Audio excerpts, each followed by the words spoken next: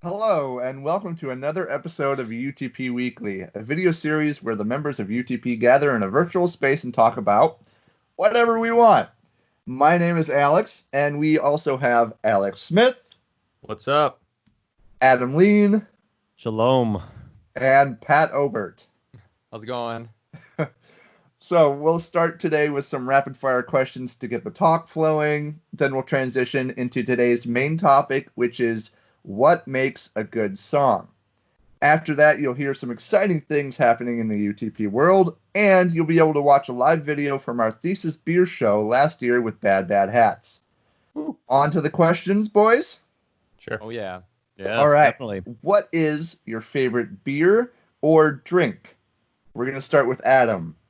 I'm going to have to say Bloody Mary or anything with a little wedge of fruit in it. Ah, yes, Bloodies are good. Pat, what about you? I'm gonna have to say my favorite beer is the Double Terminal Delight from Junkyard Brewery up in Moorhead, Minnesota. It is a fantastic beer. I truly love it. Nice. Reppin' Minnesota beers. I like it. And Alex, what about you? Any kind of roasty stout. I'm not picky. The more it tastes like chocolate or coffee, the better. Ah, very nice. I myself am a fan of Farm Girl. They're the Saison from Liftbridge. Great. Talking Yeah. about beers, right? Yeah. Oh, yes. Sorry. Yeah. Okay. Yep. Good. Second question. What pets do you have? We'll start with Pat on this one. Oh, I live with a bunch of pets. Let's see. Let's start out with cats. Let's see. We got Garbo the cat, Moonshine, Tobias. I love Tobias. She's a black cat. She, by the way. Then we got Rusty, who's wandering around back here. I don't know if you can see him, but there he is. Right now. and then I have Little Critter and Skunk, and then I have a horse, which is a Shetland pony, and that pony's name is Blaze. And then I also have a dog named Sparky and another dog named Ratko. Wow. Humanity. Yeah. They all live inside your house, right? In that room. Yes, yes, they're all here. All right, Alex, what about you? Me and my wife live with two cats, Cyril and Louise. Cyril's a big, chonky, gray boy cat. Yes, big. And Louise is a tiny little Torby, and they get along horribly. Nice. Couple cats, I like it. And Adam. I have a whole flock of ducks living in my kitchen, currently in a tiny kiddie pool. Wow. Wow. What interested you in ducks? Oh, I've always liked ducks. I've wanted to raise ducks, for their eggs mainly. I think they're cooler than chickens. They definitely look fun. They waddle a lot. But once they get a little older, we'll put them outside and we'll scale down to about 3 of them that live in the backyard. Only 3. Only 3. What's going to happen to the rest, Adam? They'll go to the farm, Ortberg. Probably a nice farm girl will take care of them. Probably. Oh, yes. All right. And then my fiance and I have a cat named Sabrina. And my parents own a dog named Henry and a cat named Olive. Oh, I love the name Henry. Yes, he's a good boy. Oh, good. He's big dog. Did you know Adam looks like Henry from Tom's the Tank Engine? We'll get a picture in there for everybody to see. Oh, yeah, very funny. Again, very funny. If that can just go right over his face, that'd be great. Yes, spicy. All right. Okay, question number 3. What is your favorite movie character? It can be any character from any movie, doesn't matter. Pat, we'll start with you. I'm going to have to go with classic Luke Skywalker. Oh, very nice. Fantastic movies, except for the new ones. But the original story that came out, Luke's progression as a character is fantastic, and that's why I love him. Nice. Adam? I'm going to say Truman from The Truman Show. Always been a huge Jim Carrey fan. Like it when he plays a little more serious role. Oh, well, yeah. You don't like The Truman Show, Pat? I think my dad took me to that, and I fell asleep in the theater. But I was like 7 years old, so it wasn't appropriate at all for him to bring us there. Sit down, kids. We're gonna watch a film. And Alex, what about you? I'm gonna have to go Samwise Gamgee from The Lord of the Rings. He's the real savior of Middle Earth. Ah, yes. Can't carry the ring, but I can carry you. Mine, I would have to say, just off the top of my head, I really love the movie Be Kind, Rewind, and Jack Black's character is fantastic in that movie. So, Not seen that one. Sounds good. oh, yes, it's very good. Deep cut. Favorite piece, favorite piece of gear, and this can be either your instrument or somebody else's or whatever. It doesn't matter. Let's start with Adam. He's a gearhead. Yeah. Okay. I'm gonna say the first time I invested serious money on my bass rig, I'm gonna go with my Ampeg, a 4x10 Heritage bass cab. I think that thing has made all the difference in sound. It's a hell of a cab. It weighs a lot, but it sounds Nice. great.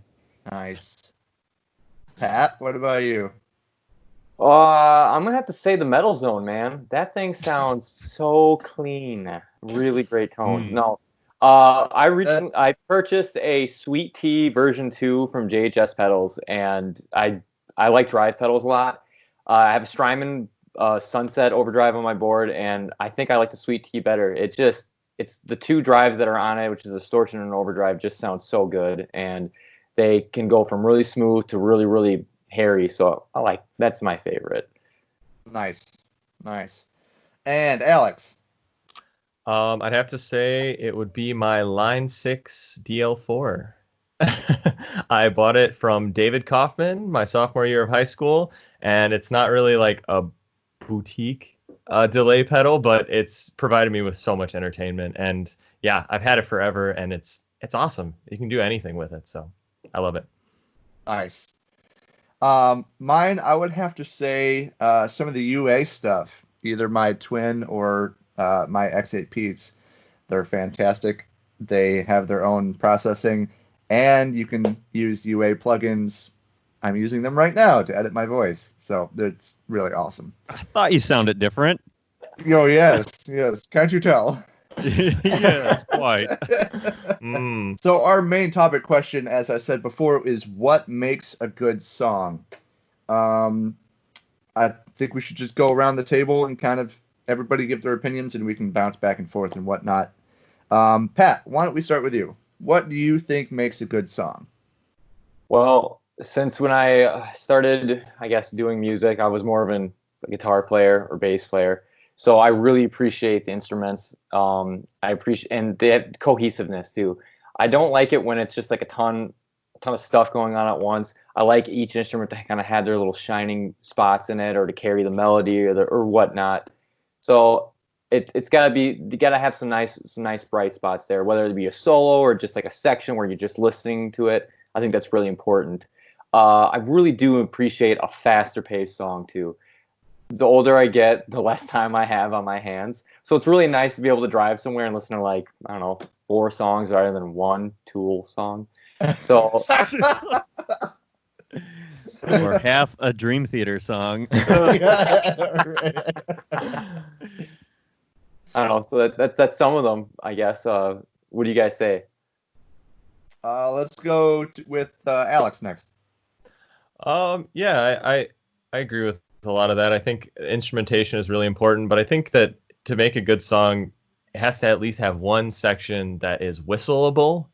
So like if I can't whistle or hum a part of a song after I've stopped listening to it, I don't think that it's like memorable or identifiable.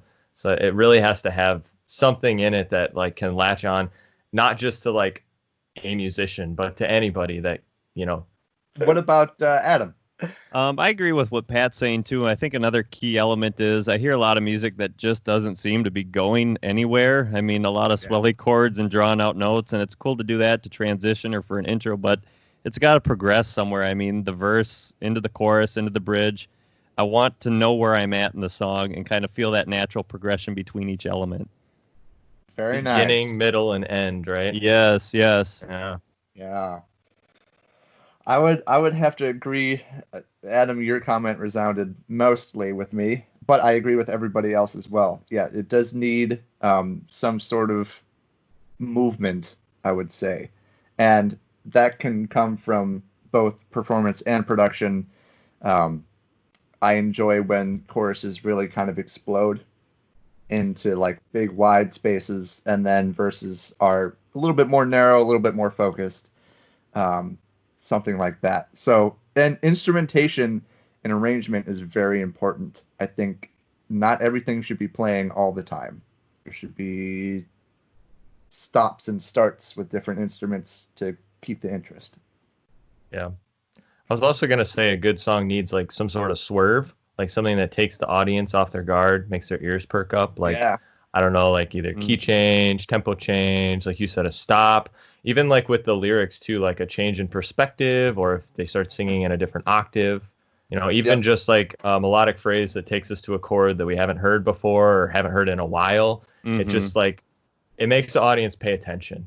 Right. You know? Yeah. Even some conscious mix choices too. I mean, you could use some mix choices to lead the effects somewhere that kind of make it sound a little different, or bury something way in the background where if you're really focusing, it comes out and you hear it. Yeah. I like stuff like that. It keeps the listener interested time after time they listen to the music. Right.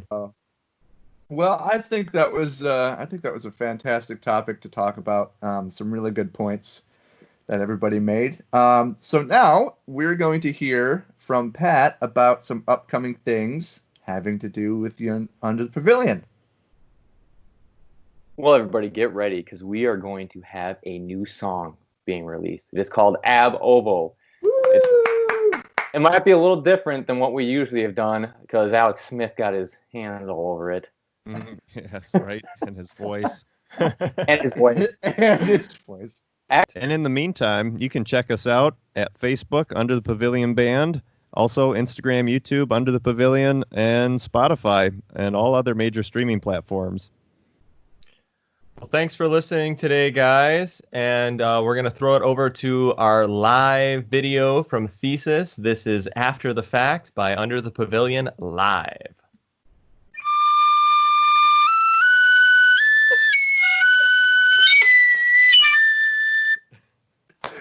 Yes. That terrified my cat. Oh. He just ran away. He's like, I got this.